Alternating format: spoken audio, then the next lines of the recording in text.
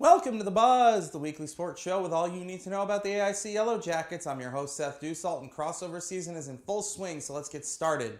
And we'll begin with a history lesson as presented by our triathlon team. They competed at the USA Triathlon Collegiate National Championship on Saturday, and freshman Roz Pearl completed the race in 1:25:44 in a field with tough competition that included host Arizona State and the University of South Dakota. She became the first athlete to complete the national championship for a program that's just months old, on the first team in AIC history to reach the national championship in its first season. On to volleyball, which went the distance on back-to-back days, splitting in the Granite State in a 3-2 loss Friday to St. Anselm before winning 3-2 the next day against Southern New Hampshire. Andrea Serra combined for 39 kills in the two games, expanding her lead in the NE10 to 149 with 476 on the year. Naomi Eckert's 94 assists pushed her well over 1,000 on the year, also atop the NE10. It's now postseason time as the second-seeded Yellow Jackets host Franklin Pierce on Tuesday night at the Batova Gym at 7 o'clock. Football closed out its season against Bentley, and the Falcons took the game 38-0. A bright spot was Samad Davila, who ran for 121 yards on 25 carries. He ends the year with 1,083 yards from scrimmage between his rushes and receptions, and the team ends the year at 4-6. The NE10 semifinals were on for AIC soccer, but both teams suffered heartbreaking one-goal losses. On Wednesday, the men's team jumped out to an early lead at Assumption on a Tobias Paulson goal in the 12th minute, but the Hounds took the lead midway through the second half. Connor Hicks leveled the score in the 82nd minute on a brilliant through ball from Jake Durham, but Kevin Hernandez scored the game winner in the 86th minute for the Hounds, who went on to win the NE10.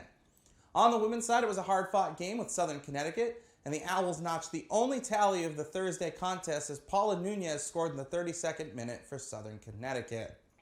Men's rugby also had a postseason contest. It was a bowl game for third place in the Liberty Rugby Conference, and they pulled off a 19-17 win Saturday against a strong Syracuse squad. Tommy Clark, Royale Jones, and Daryl Bagley all notched tries in the win. Louis Satama hit 2 conversions out of 3 attempts. On to the winter sports, and on the hard court, women's basketball battled Southern New Hampshire in a non-conference contest. The score was even at halftime. It was a 3-point game going into the fourth, but the Penmen took the day 83-70. Rashana Siders led AIC with 15 points in that match. They're back in action Wednesday at 5:30 p.m. at Post in Waterbury, Connecticut. The men had a pair of road wins in New York, sinking Queens 74-62 on Wednesday, and then beating Roberts Wesleyan Sunday by a count of 83-75. In the midweek wins, Akai Owens went off, scoring 24, adding 10 boards, 3 steals, no turnovers, shooting 63% from the floor. And Sunday saw 4 players in double figures, led by 19 from Jordan Vidal, as the Yellow Jackets overcame a first-half deficit. They're home Wednesday against Post at 6 o'clock.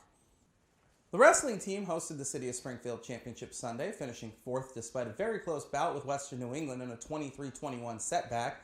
Junior Jojo Gonzalez flexed his muscles again, pinning all 3 of his opponents. Jerome Brown and Raul Martinez went 2-1 for the day as well for the wrestlers, who will now visit Springfield College for the Doug Parker Invitational this Saturday.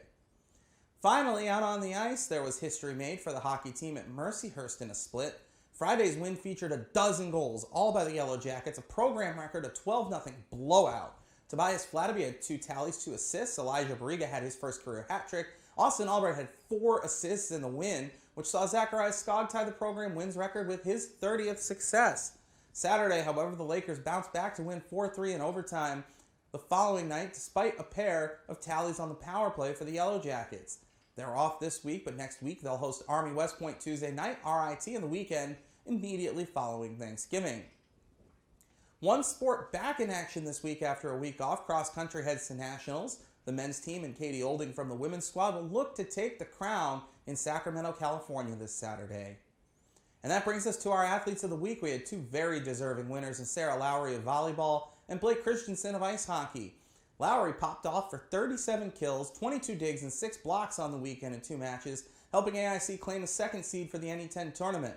Christensen scored a goal and added 3 assists in AIC's 15-goal weekend in Erie, and in the process set a new record, collecting his 58th career assist, the most in the Division I era of the program's history. Before we sign off, another reminder that tomorrow at the Stinger Pub is our Yellow Jacket Club luncheon. We'll be honoring a quartet of our best athletes from 11:15 a.m. to noon, so be there to support. And that's The Buzz. I'm Seth Dussault, the voice of the Yellow Jackets. Thanks for tuning in, and go Jackets!